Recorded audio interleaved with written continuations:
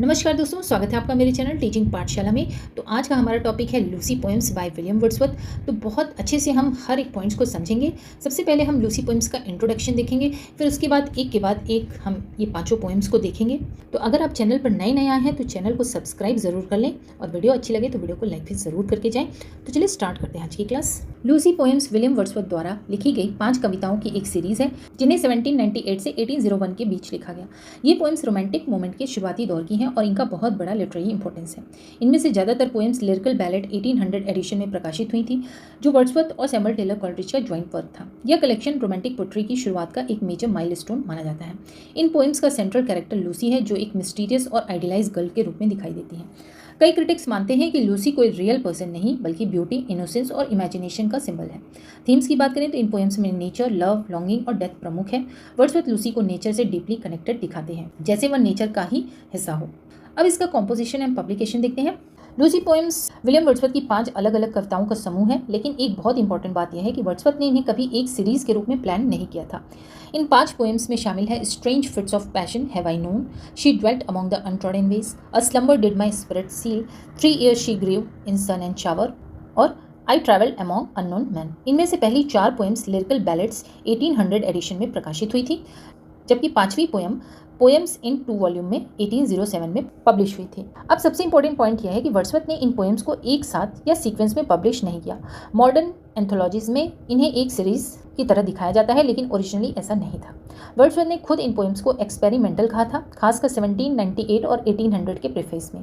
इसका मतलब यह है कि वे पोइट्री के नए आइडियाज़ और नई स्टाइल को एक्सप्लोर कर रहे थे, जैसे सिंपल लैंग्वेज, डीप इमोशन और नेचर का कनेक्शन। इसके अलावा उन्होंने इन पोएम्स को 1798 से 1799 के बीच रिवाइज भी किया। एक और इंटरेस्टिंग बात यह है कि इन पोएम्स को लूसी पोएम्स के नाम से एक फिक्स्ड ग्रुप के रूप में वर्ड्सवर्थ के जीवन काल में नहीं जाना जाता था। यह ग्रुपिंग बाद में उनके डेथ के बाद क्रिटिक्स और पब्लिशर्स द्वारा दी गई। Composition in Germany. अक्टूबर 1798 से फरवरी 1799 के बीच विलियम वर्ड्सवर्थ जर्मनी में रह रहे थे और इसी दौरान उन्होंने लूसी पोएम्स के फर्स्ट ड्राफ्ट लिखे। यह पीरियड उनके लिए बहुत प्रोडक्टिव था, लेकिन साथ ही इमोशनली चैलेंजिंग भी था। इस समय सैमुअल टेलर कॉलरिज उनके साथ नहीं थे। दोनों फ्रेंड्स अलग अलग जगहों पर रह रहे थे और इस सेपरेशन की वजह से वर्ड्सवर्थ को काफ़ी लोनलीनेस और डिप्रेशन महसूस हुआ। यही इमोशनल स्टेट उनकी पोइट्री में भी रिफ्लेक्ट होती है, खासकर लूसी पोएम्स की मेलैंकोलिक टोन में। इन कुछ महीनों के दौरान वर्ड्सवर्थ ने सिर्फ लूसी पोएम्स ही नहीं बल्कि और भी इंपॉर्टेंट वर्क लिखे, जैसे मैथ्यू पोएम्स, लूसी ग्रे और द प्रेल्यूड। इससे पता चलता है कि यह समय उनके क्रिएटिव डेवलपमेंट के लिए बहुत महत्वपूर्ण था। कॉलरिज से अलग होने के बाद सिर्फ 3 महीनों में वर्ड्सवर्थ ने लूसी पोएम्स की पहली 3 कविताएं पूरी कर ली। Strange fits of passion, have I known, she dwelt among the untrodden ways और a slumber did my spirit seal. दिसंबर 1798 में उन्होंने ये पोएम्स एक लेटर के माध्यम से कॉलरिज को भेजी। उस लेटर में वर्ड्सवर्थ ने इन पोएम्स को लिटिल राइम्स पोएम कहा। उन्होंने ऐसा इसलिए कहा ताकि कॉलरिज को कोई डिसअपॉइंटमेंट ना हो, क्योंकि वर्ड्सवर्थ ने पहले एक बड़े फिलोसफिकल वर्क द रिक्लूज का वादा किया था, लेकिन उसकी जगह उन्होंने ये छोटी पोएम्स भेजी। यहाँ एक इंपॉर्टेंट बात यह है कि वर्ड्सवर्थ इन पोएम्स को बहुत कैजुअली प्रेजेंट कर रहे थे, लेकिन बाद में यही लूसी पोएम्स रोमांटिक पोएट्री की सबसे महत्वपूर्ण वर्क्स में गिनी गई। लूसी पोएम्स में सबसे बड़ा सवाल यही है कि लूसी आखिर कौन थी।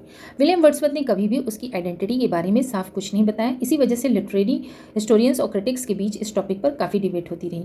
इन पोएम्स में लूसी के बारे में बहुत कम जानकारी मिलती है। इतना तक क्लियर नहीं है कि उसका एज क्या थी और वह वास्तव में एग्जिस्ट करती थी या नहीं। तो दोस्तों, ये थी हमारी आज की वीडियो। आई होप कि आपको अच्छा लगा होगा। ये लूसी पोएम्स का एक इंट्रोडक्शन था, लेकिन अभी इसकी 5 पोएम्स पढ़ना बाकी है, तो मैं एक एक करके आपको ये 5 पोएम्स पढ़ाऊंगी। तो चैनल से बने रहने के लिए चैनल को लाइक, सब्सक्राइब और शेयर ज़रूर कर लें। तो चलिए मिलते हैं लूसी पोएम्स के सीरीज़ के साथ।